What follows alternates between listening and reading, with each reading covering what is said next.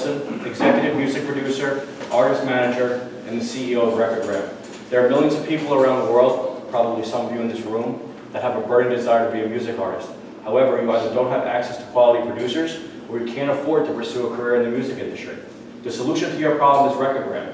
RecordGram is an all-in-one mobile production marketplace, a recording studio, and a social network app that allows our users to create original songs with award-winning music producers for under $5, all from the palm of their hand. Our users can discover beats from their favorite producers that sound something just like this.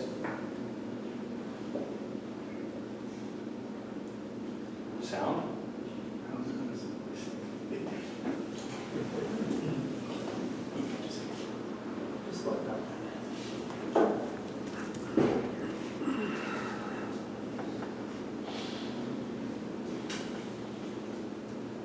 Ready? Yeah. Our users can discover beats that sound just like this. You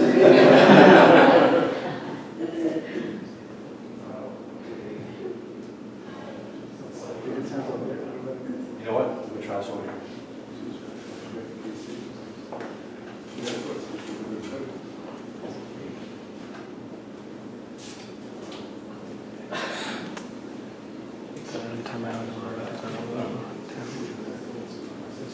Definitely works.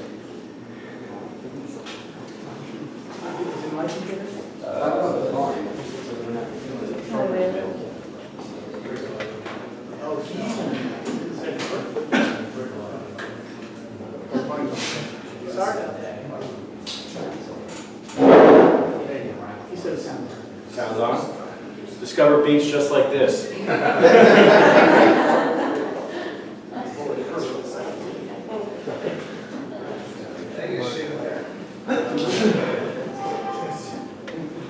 you just beatbox it? Yeah, I'm not that good at that. Yeah. You need to install the QuickTime.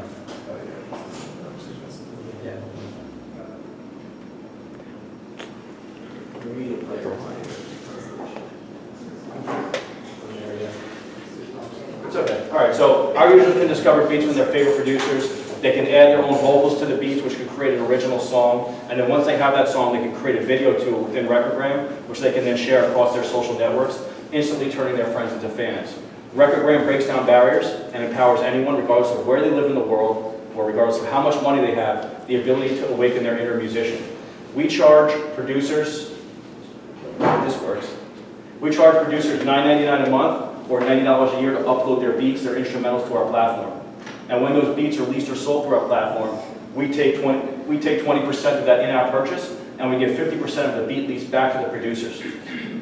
Our competitors are other web-based production marketplaces, meaning you can discover beats online and take them into your home recording studio. But they're not a mobile production marketplace like we are, they're not a recording studio, and they're not a social network. We do three things, we're fully integrated. Other competitors in this space, like Musical.ly and Dubsmash, are all amazing apps. Musical.ly has about 110 million users.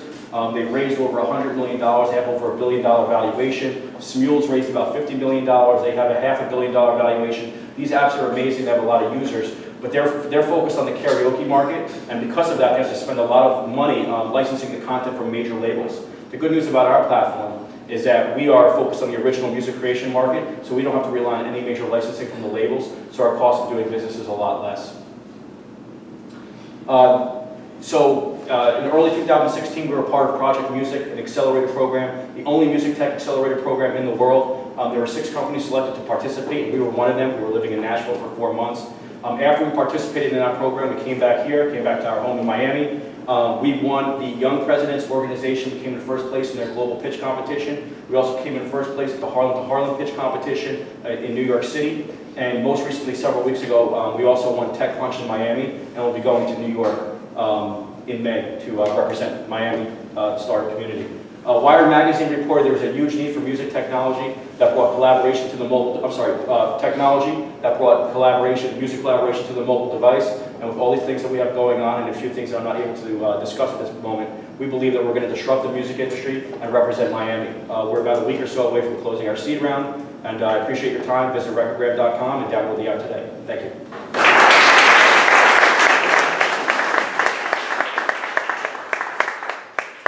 Thank you. Questions? compliment you on when something doesn't work, to keep going, by the way. And I think that's a great, I mean, for us, by the way, when we invest, and I think a lot of people. It's the first time it happened. It's actually less about the idea, and it's more about the team, generally, right? Like, we would rather invest in a B idea with an A team than a idea with a B team. So watching how people deal with adversity is pretty important, right? Because ultimately, the investment's in you, so kudos for just plowing ahead. So why do you love music? I mean, where did that start?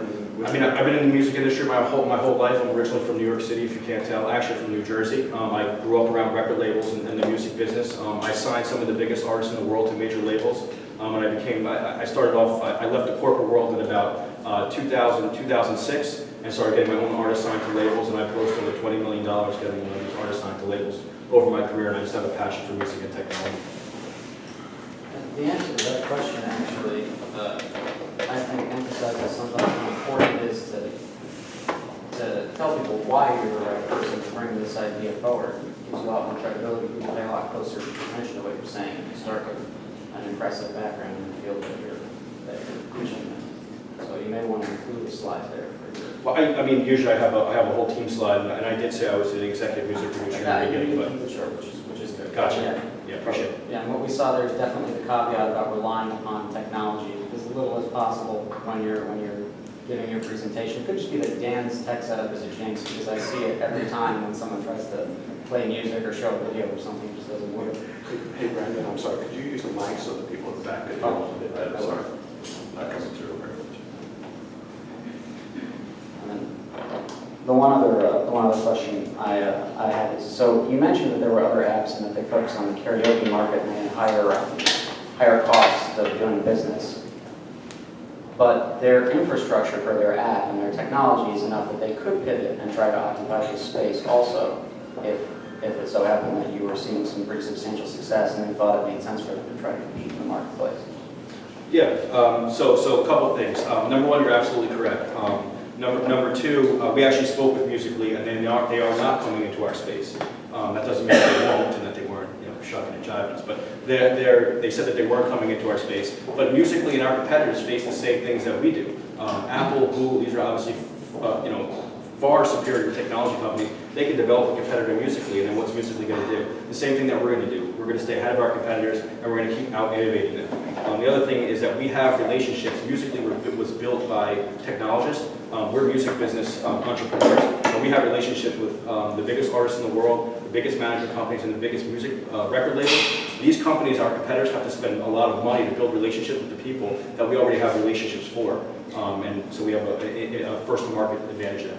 Okay, and then just a quick hypothetical. Let's say I was Apple and I came in and said, well, I'm going to enter your space and destroy it. What would your response to me be if I were Apple? Well, my response to Apple would be, I think it's better for you to probably buy us out or to team up with us and try to destroy us. That's the good answer. Any answer? Appreciate it. You mentioned you're using the term we. So who is we? Yeah, that's a good question. Thank you. My co-founder is a Grammy Award-winning music producer, DJ Blackout. He's had some of the #1 hit records around the world. And my other co-founder is also my client or an artist that I manage. His name is Mims.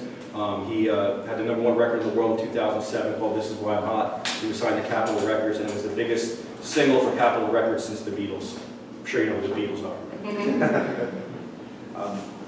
And sorry, you said you're about to close your seed round. So yes. So how long? What does that mean in terms of how long you have, burn rate wise, and how long does that take you? Sure. So we're some of the stuff I can't disclose right now, but we are raising money from probably the hottest VC company on the planet right now, based in San Francisco, and we're also a co-investor in the round. Is also an angel group here in South Florida. We felt it was important to stay with our Miami roots, and the money that we're raising is going to give us about a 12 to 18 month run rate.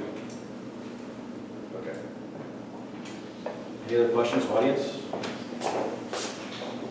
Any questions from the audience? No questions?